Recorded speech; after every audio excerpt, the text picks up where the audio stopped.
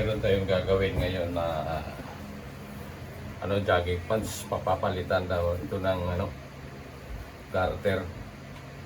So dahil medyo may kalakihan, lumuwag na, kumbaga malalaglag na pag isusuot.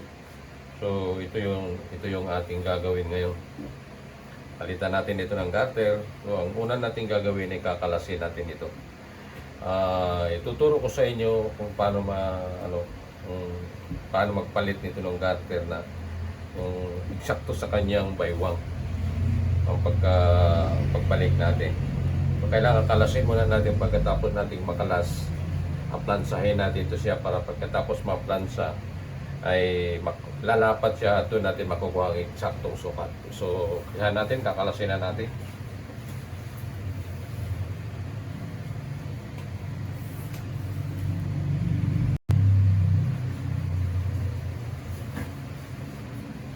Ito, malapit na nating matapos kalasin.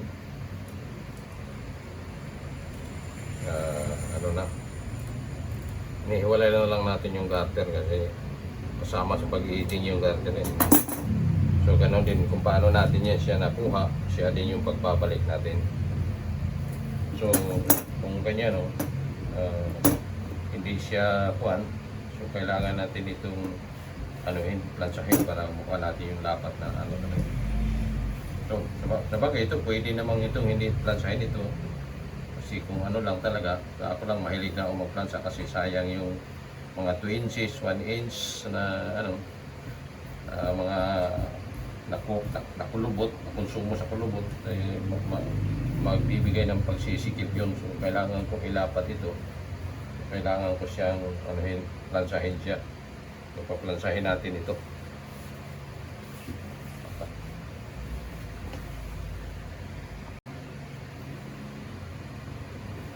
So mainit na ang ating plansa. Pinapainit ko lang. So plansahin na natin ito para lumapat siya ng gusto, para pag sukat natin sa garter ay eksakto yung nasa eksaktong sukat tayo ng ng garter.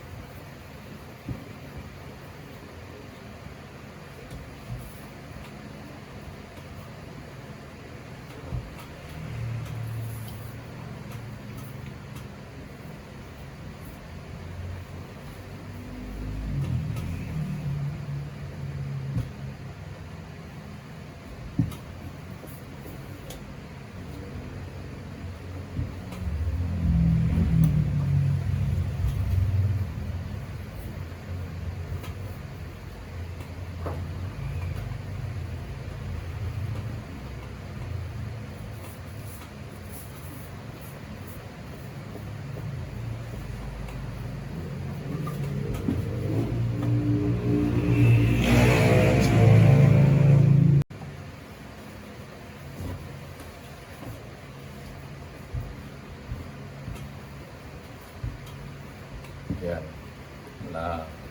Natanggal na yung kulubot-kulubot. Yan.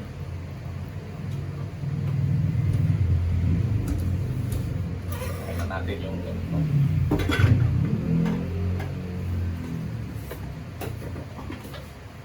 yan.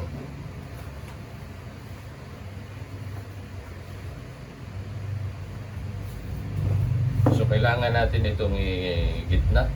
Dito siya sa gitna para makuha natin ang sukat.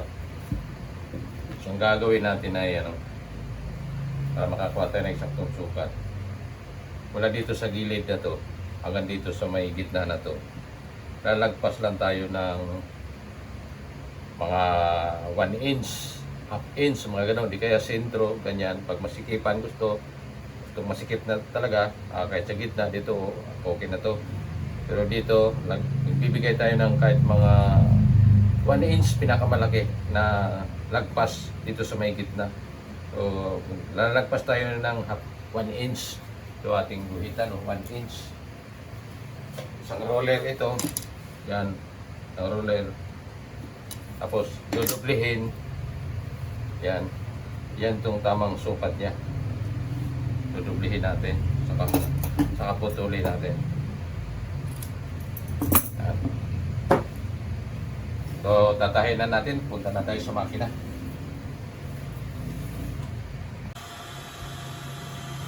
So, ito na. Gagawin na natin ito. Kapitan natin yung garter. Ano na natin? Una, ating anin muna natin to. Tungin muna natin. Para ano, hindi siya makapal. Pag abutin mo lang, tapos pasadahan ng atrasan lang. Dahil hindi siya makapal.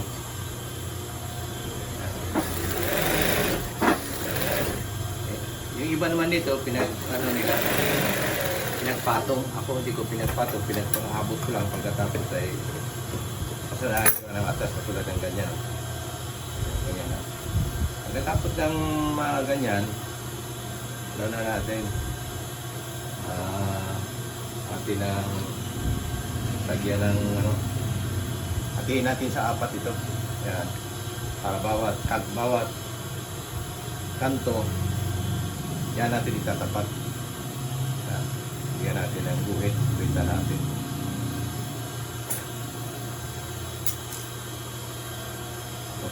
Ano natin.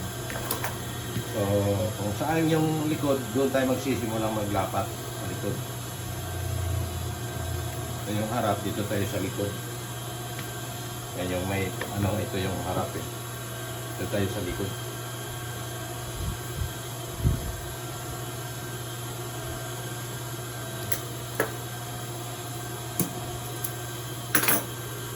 Yan.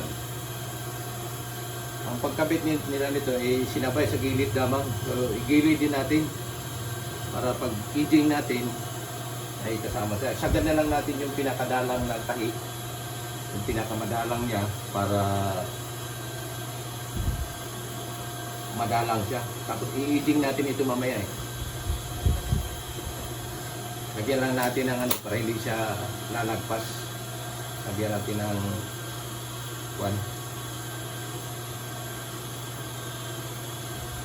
ang tawag niyan, magnet guide. Yan. Yan. Yan. Para eksakto talaga. Maganda pag may magnet guide para pagkatulad nito eh ano tayo nasa mga gilid na gilid talaga yan. Hindi siya lalagpas. Pantay pati yung ano, yan o, nagpantay sila. Yan. Yung garter at saka yung tela, pantay sila.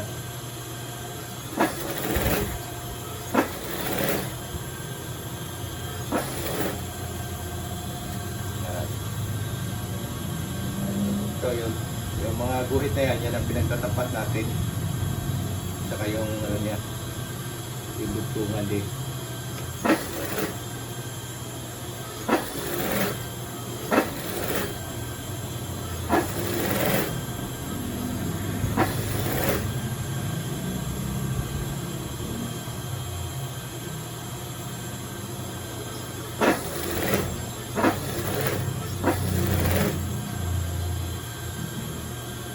Yung dugtong natin itatapat din.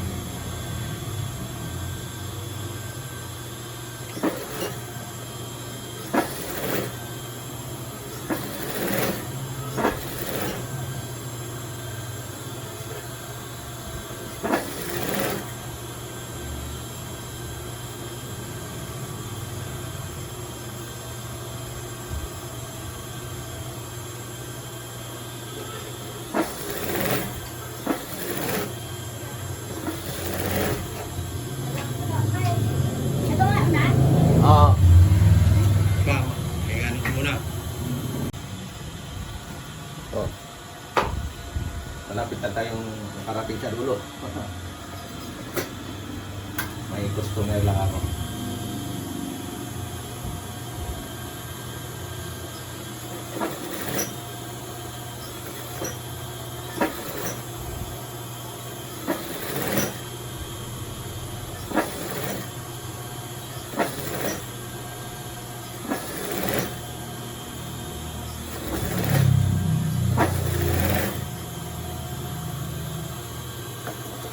Yan.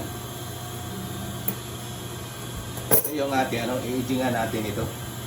Pantay siya dyan sa may baka kasama yung garter sa pag-i-edging. So, doon tayo sa edging na naman.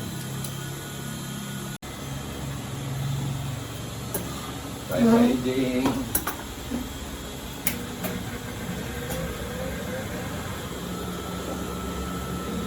Habang nag-i-edging, baba natin para ingatan na huwag mahagip yung garter para hindi masusugatan. Andahan lang.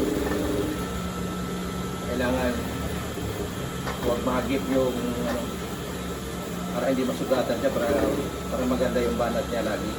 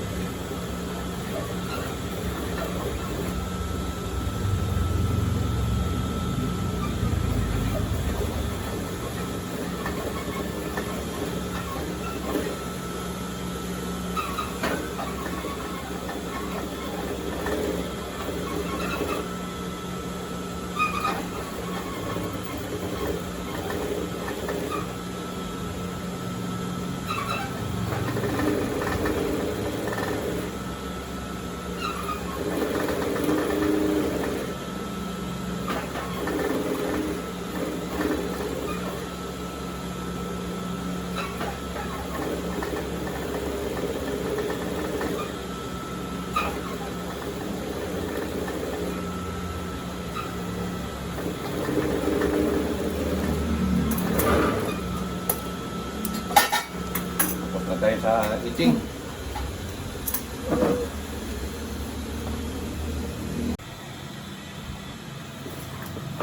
So dahil tapos na tayo sa edging, dito na naman tayo. So katulad ng mga iba kong tinuturo na ito, i-stinats natin ito para hindi magalaw-galaw bang ating hinihila. Pakilawa natin kasi medyo madilim.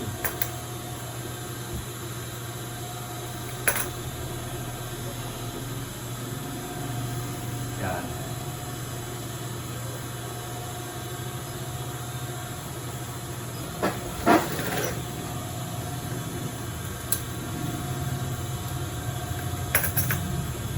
So, mga bawat tagto ay ating linalagyan ng stinat para siguradong hindi siya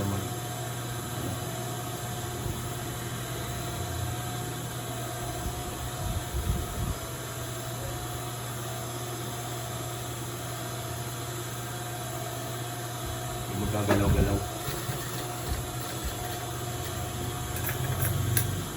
Bago natin pasadahan ang dalawa pasada.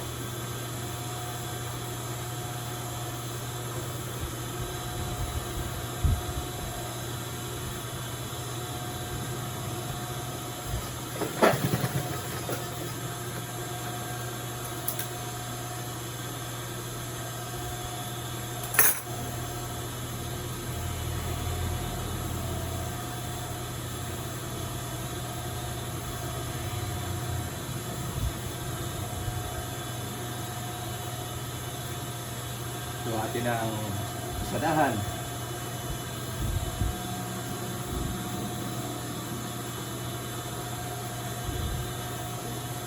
Lain na natin ang mabuti. Yan.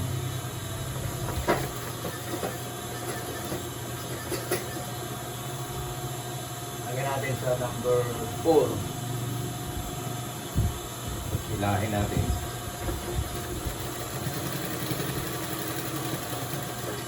Tapos yung gilid dito, ang gilid na to, saka yung pressure point, igigilid mo lang, papantay mo lang para maganda yung pagkatali.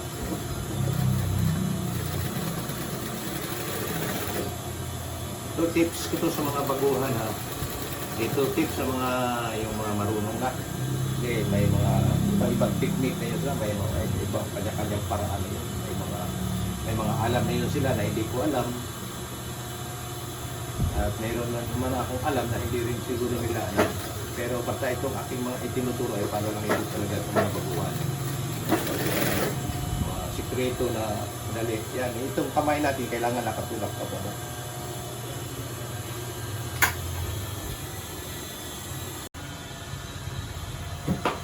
Okay. Itulak lang ito pababa. Yung siko natin para nakaganon ba? Para nababalan siya pababa din. Para usog yung ating pagkabit ng garter. Yan o. Yung hila, papunta ron, yung papunta dito, tapos balag din pababa. Yung siko natin, baka nakadiin yung siko.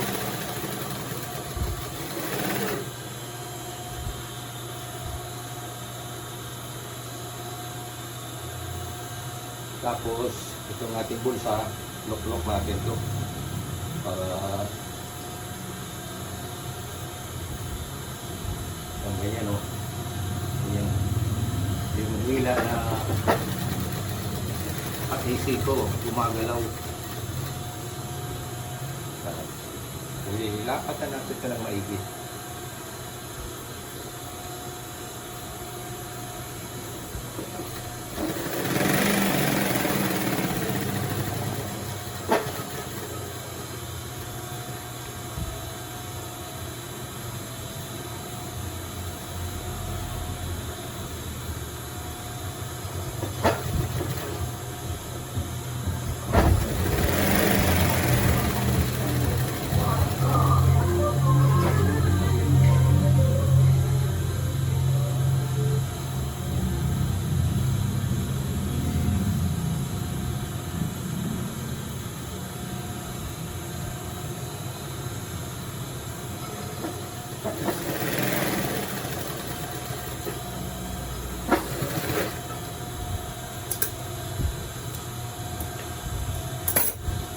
Kailangan pa natin ng isang basis at dalawang basis.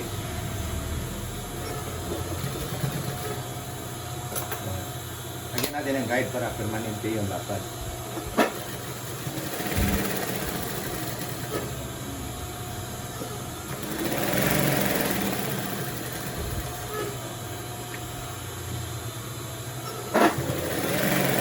Nakapasada na ng una, wala na ang problema, madali na lang ito eh. Yan lamang muna ang pinaka importante. Nakauno na, wala nang problema.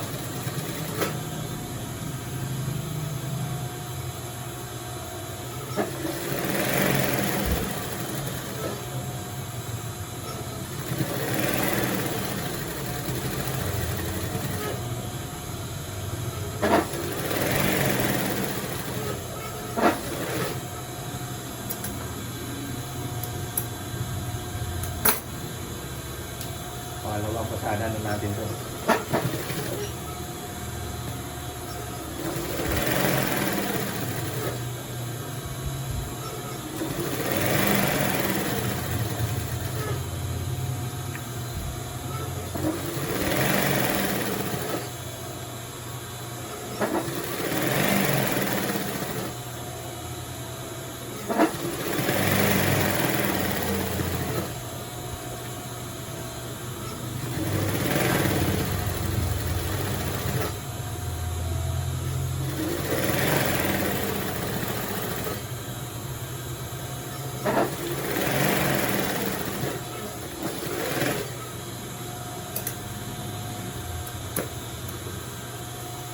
Yan, punta.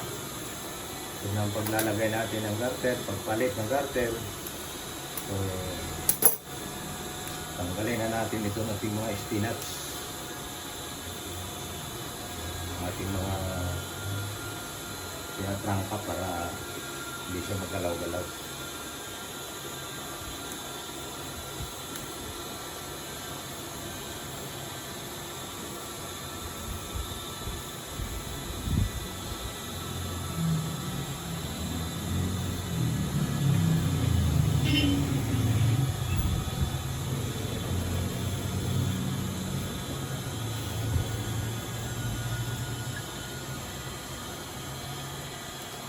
So, ito na yung ating nagawa.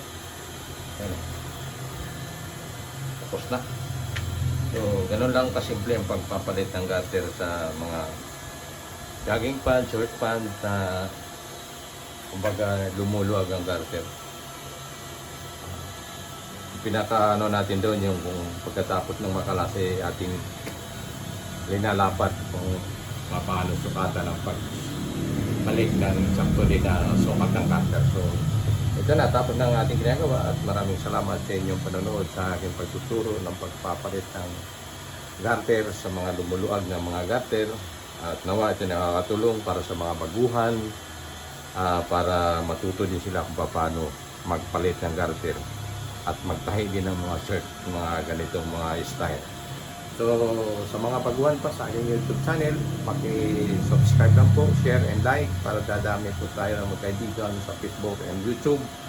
At itulong na rin ninyo sa akin yung pag-subscribe sa aking channel. At maraming salamat muli sa inyong panonood.